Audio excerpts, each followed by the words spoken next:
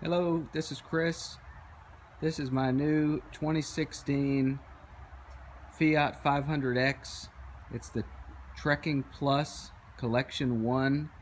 I've spent the last 2 months shopping and just didn't find the kind of information online all in one place that I would have liked to know before I bought a car, spend this kind of money.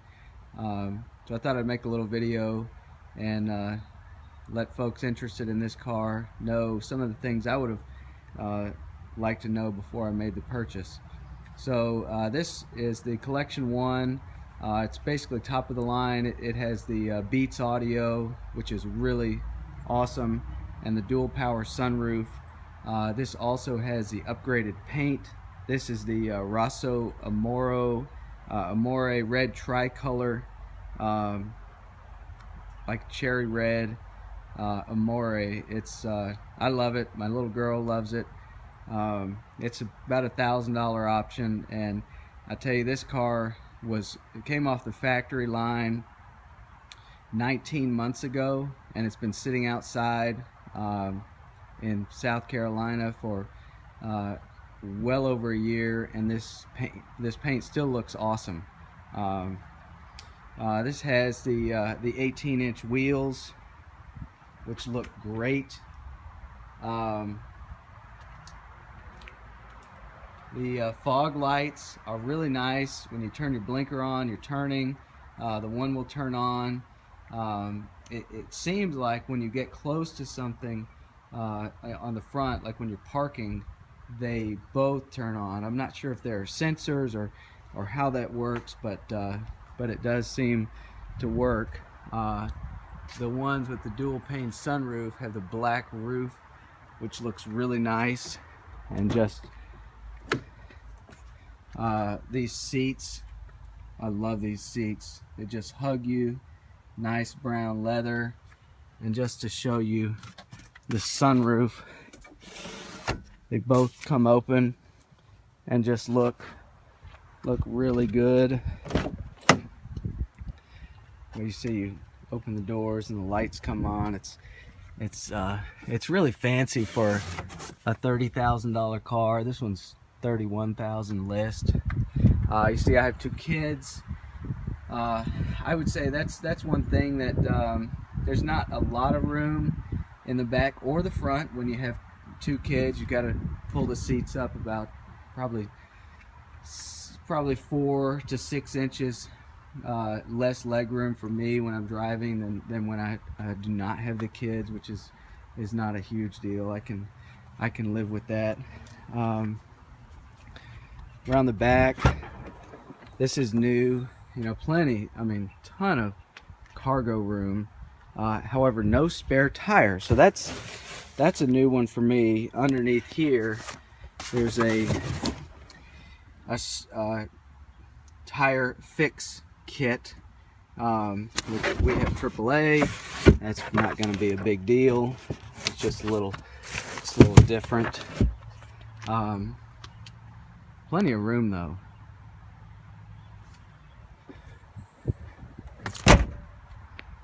This is cool. A little button to lock the doors.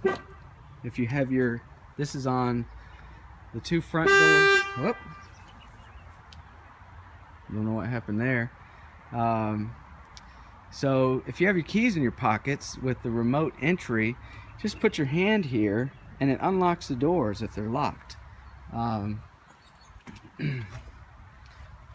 Little nets there on the back of the seats. That's cool. Beats audio. So there's not one here, but here, all right, my doors are locked.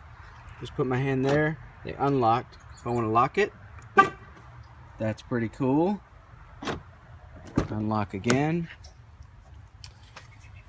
So let's see, that's the passive entry. Let's see, what about remote start? So this is, I think, for a $30,000 car, I think this is a really cool feature. Just press this twice. Honks twice, and she starts up. and it's going to stay locked. Now my car's all heated or cooled. Get in it. Just put my foot on the brake. Hit the start button. Now we're ready to drive. So another thing that's different about this car, no CD player. But just turn down Willie. Yeah, no CD player. Really cool radio though. Got your backup camera. This is awesome. It turns when you turn. I like that. And it has parking sensors standard. On the steering wheel,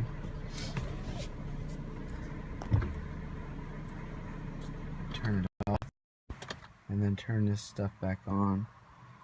On the steering wheel though, it's actually perfect. It's a little different. I would have put the these cruise controls on the left because I drive with my left hand here. However, it works out actually just perfect. Bluetooth phone controls are perfect. I mean they work like magic.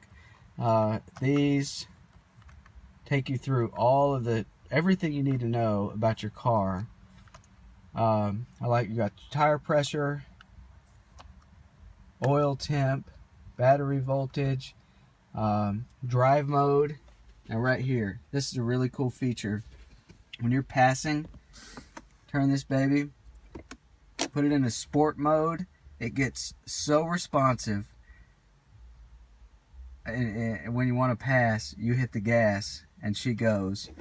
Normally put it in there for fuel economy, and it's actually responsive enough. If it's raining or snowing, I've actually used this in the rain yesterday on a long trip. RPMs go down. It's a little less responsive, but safe. I like that. Dual zone climate control is nice. I have it on sync, or my wife can turn that as how she wants it. We both have our own heated seats. Oh, this is cool. Heated steering wheel. Very nice. So let's see, on the back of the steering wheel, I don't know if I can show that, right there.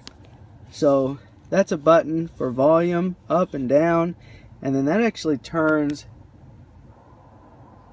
from Bluetooth. Okay, I got cut off. Hopefully I can put these two videos together. On the back of this one though, this one actually turns one channel up, one channel down, and this turns your favorites. So you can go put in your favorites, and once you got it programmed in, this steering wheel, you can actually do almost everything without ever touching this. Couple of things. Got your phone charger there. You also have auxiliary in, USB, and aux cable.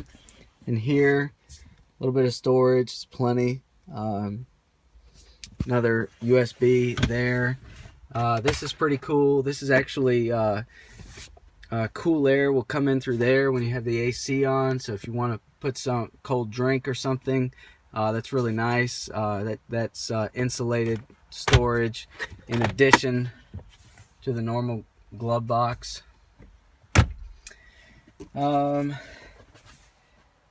Let's see. Oh, another thing about this guy, just the quality of this car. So I took a trip on it yesterday and had it in cruise control, and I went down a hill, and the car actually downshifted to maintain speed, or to stay close to speed, which I've never seen that in a car, you know, in this price range. So I think the value for the money. This is really the best thing out there in the $20,000 to $30,000 range. Let's see, negatives. It would be nice if it had some of the driver assist packages available. The dynamic cruise control. Lane assist is available, but it's kind of passive lane assist. It's just one of those that beeps at you. Also, it burns oil, and that's what I've heard, is that these burn a considerable amount of oil, and oil changes are scheduled every 10,000 miles. And what I've heard is that you actually have to do them every 5,000 miles. So this car has just over 1,000 miles on it.